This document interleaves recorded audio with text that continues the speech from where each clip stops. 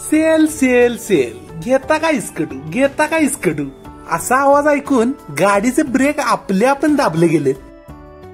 स्नेहलच्या मनात भरपूर दिवस झाले विचार चाललेला. लय दिवस झालं रोहितचा किस्सा काय कापला नाही. बरं झालं ह्यो सेल दिसला. मित्रांनो, इथे क्रॉकरीची ढीग व्हरायटी होती. स्नेहल हे घेऊया काय ते घेऊया म्हणत होती.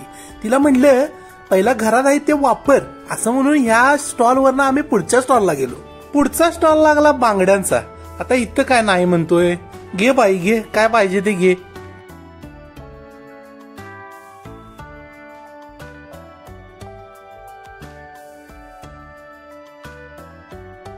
या सेल मध्ये गेलाय आणि तुम्हाला काय मिळणार नाही असं एक बी नाही. गेलाय म्हणजे काय ना काहीतरी घेऊन येणारच. इथं बघा साड्या आणि ड्रेसची व्हरायटी चालू होती 250-300 रुपये पासून ते 2 ते 3,000 रुपये पर्यंत. कपड्यांचा पूर्ण सेक्शन बघून आम्ही आलो लाकडांच्या शोच्या वस्तूच्या सेक्शन मध्ये, जिथं ट्रेची वगैरे लाकडाची ढीग अशी व्हरायटी होती. जिथे स्टूल, टेबल, टिपॉय, ढीग व्हरायटी भरपूर आहे. फक्त घेणाऱ्यांचीच कमी आहे. दुपारची वेळ होती त्यामुळे तात्या साफसफाई करत होते. आता हेच बघायचं राहिलं होतं. या सेल मध्ये मोबाईलचं कव्हर बी मिळतात.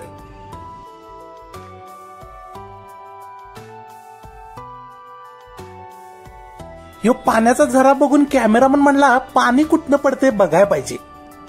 तोपर्यंत दिसले महाराज. महाराजांचं दर्शन घेऊन आपलं मन एकदम हे.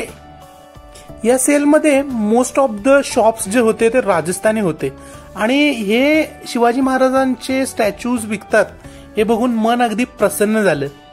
घरातल्या फरशा जुन्या झाल्यात काय, पाहुणे येणार आहेत काय, मग कसं तरी दिसते काय फरशी, मग हे असलं काहीतरी नेऊन टाकायचं. पुढचा स्टॉल होता रेडीमेड मसाल्यांचा. भाऊ म्हणाला कुठली बी भाजी घ्या, त्यात नुसतं मिक्स करा, ढवळा, तळा आणि इसकडा. पुढचा स्टॉल म्हणजे आपला जीव की प्राण, सगळ्या प्रकारचा टाइमपास. 100 रुपये ते 150 रुपयामध्ये पाव किलो घ्या की घ्या आणि फक्त खावा.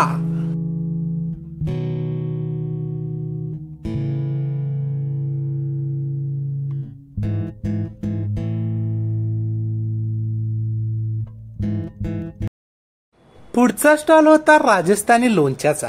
दर ऐकला 120 रुपये पाव किलो. म्हणलं डीमार्टला लय स्वस्त आहे. तर बायको म्हणाली हे राजस्थानी लोणचं आहे, लय भारी असते आणि दर त्याचा तेवढाच असतोय.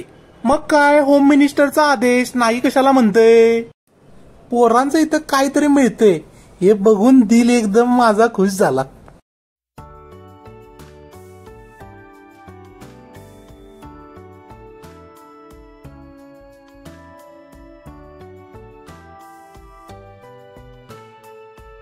या स्टॉलकडे स्नेहलचं लक्षच नव्हतं, कारण तिचं लक्ष होतं फक्त इकडे. आधीच्या स्टॉलवर बांगड्या घेऊन पण मन काय भरलं नव्हतं, तरी पण हे दाखवा ते दाखवा इकडे बी सुरूच. पुढचा स्टॉल होता तात्यांचा. तात्या म्हणाले मार्बलचं धूप लावायचं आहे आपल्याकडे, यात जर लाईट लावली तर झापूक झुपूक झापूक झुपूक. पुढचा स्टॉल अँटिक होता. त्यांचे रेट पण अँटिक होते. रेट ऐकून कॅमेरामनच्या चक्कीत जाळ झाला. कॅमेरामन लांबूनच फरार झाला.